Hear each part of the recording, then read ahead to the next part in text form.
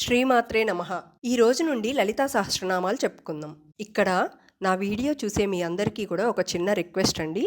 నేను వీడియోస్ ఎందుకు చేస్తున్నానంటే సింపుల్ మీనింగ్స్ చెప్పేయటానికైతే కాదు. ఇప్పుడు శ్రీ అంటే గౌరవమైన, మాత అంటే అమ్మ, ఇలా సింపుల్ మీనింగ్స్ కావాలి అనుకుంటే మీకు గూగుల్లో వికీపీడియాలో కూడా దొరికేస్తుంది, చూసుకోండి.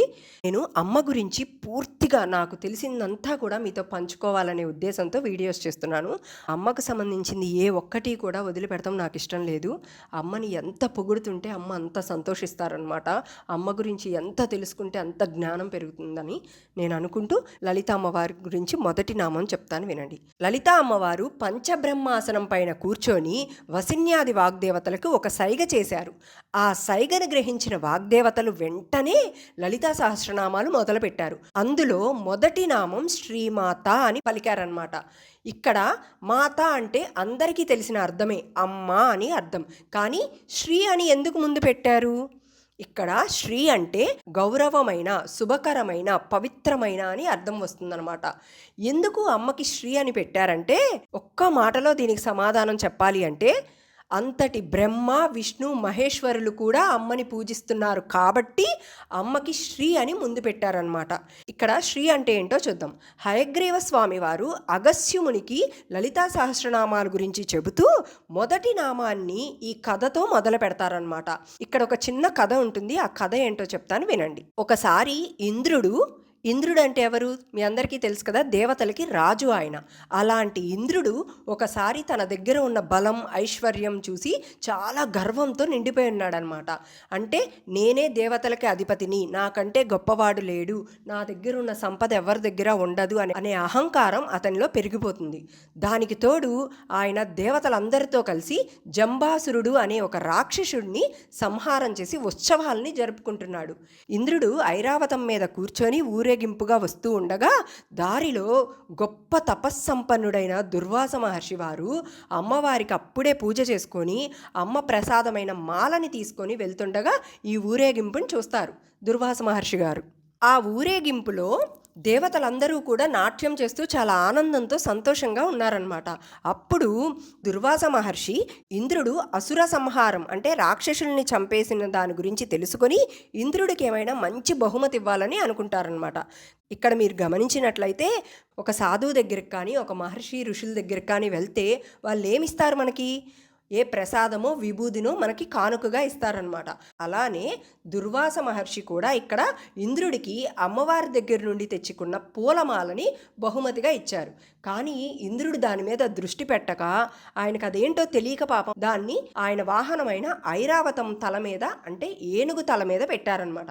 ఆ ఏనుగు ఈయన కంటే ఎక్కువ మించిపోయి తన తల మీద ఉన్న ఆ మాలని తన తొండంతో తీసి కింద పడేసి అది తొక్కేసి వెళ్ళిపోతుందనమాట.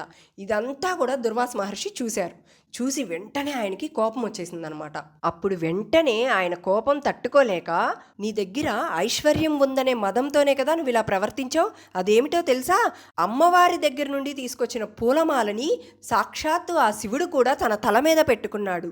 బ్రహ్మదేవుడు, విష్ణుమూర్తి అయితే కళ్ళకద్దుకొని నమస్కారం చేసుకుంటారు, దేవతలు దాన్ని స్వీకరిస్తారు.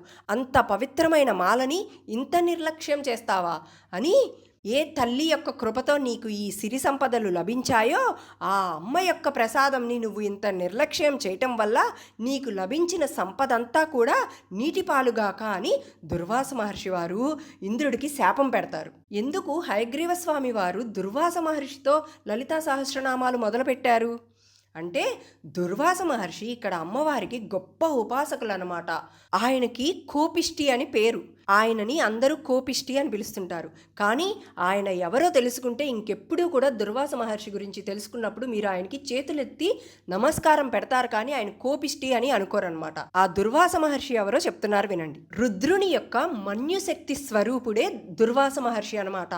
ఇక్కడ మన్యుశక్తి అంటే ఏమిటి? మన్యు అంటేనే కోపం అని, అంటే రుద్రుడి యొక్క కోపం అంశ నుండి పుట్టిన వారే దుర్వాస మహర్షి. అందుకే ఆయనకి చాలా త్వరగా కోపం వచ్చేస్తుందనమాట.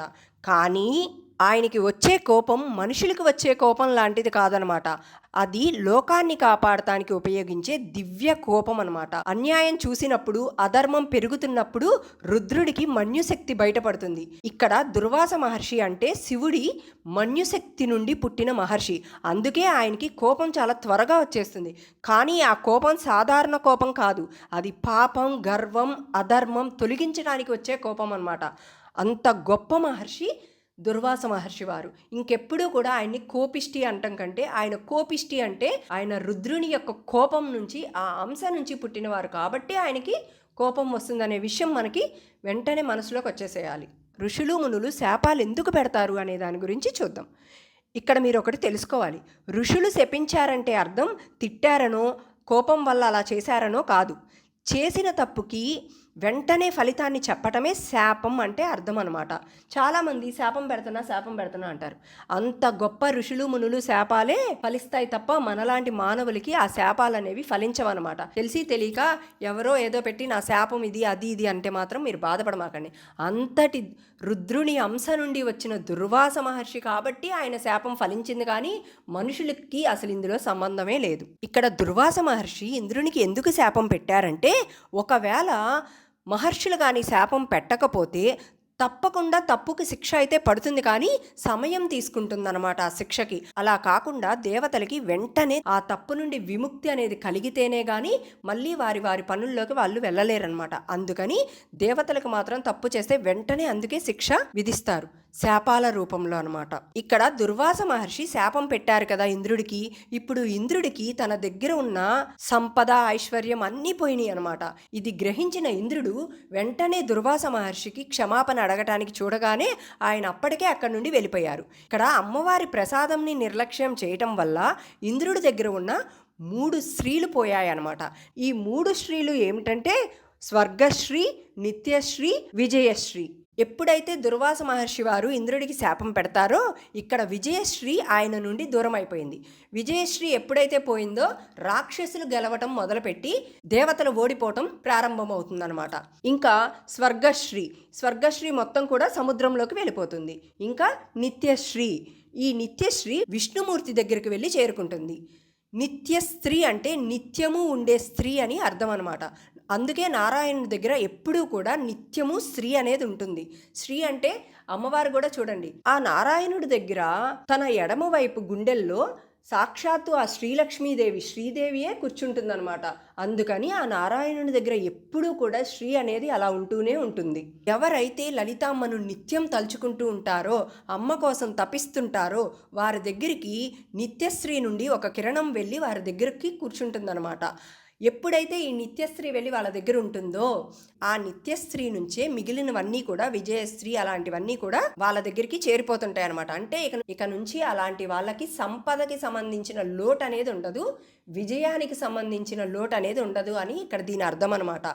ఇందులో మీరు ఏం గమనించాలంటే, ఎప్పుడైతే మనం ఒకళ్ళకి మంచి చేయాలని చూస్తామో నిత్యశ్రీ ఒక కిరణం ద్వారా మన దగ్గరికి వచ్చి కూర్చుంటుంది. ఎప్పుడైతే మనం తప్పుడు పనులు చేయడం మొదలు పెడతామో వెంటనే ఆ నిత్యశ్రీ మళ్ళీ ఆ నారాయణ దగ్గరికి వెళ్ళిపోతుంది అనమాట. అందుకే ఎప్పుడు కూడా తెలిసి తెలియక ఒకళ్ళని బాధ పెడతాం అనేది మనం చేయకూడదు. ఇప్పుడు ఈ కథ అంతట్లో మనం ఏం గమనించుకోవాలి అంటే, నారాయణుడి దగ్గర ఉన్న శ్రీ ఏదైతే ఉందో అది సాక్షాత్తు లలితామ్మ నుండి వచ్చిన ఒక కిరణం. నారాయణుడి దగ్గర నుంచి మానవులకి ఎలా అయితే ఒక కిరణం ద్వారా నిత్యశ్రీ వస్తుందో, లలితా అమ్మవారి దగ్గర నుంచి కూడా అలాంటి ఒక కిరణమే నారాయణుడి దగ్గర ఉంది.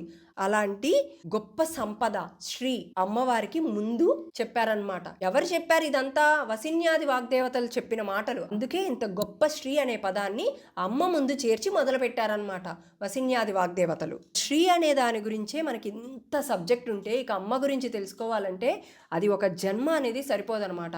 అంత ఉంటుంది లలితా సహస్రనామాల గురించి వింటుంటే. ఈ వీడియో ఇక్కడితో ఆపేస్తున్నాను. వచ్చే వీడియోలో శ్రీమాత అంటే మొత్తం అర్థం ఏంటో కలిపి చెప్తానన్నమాట.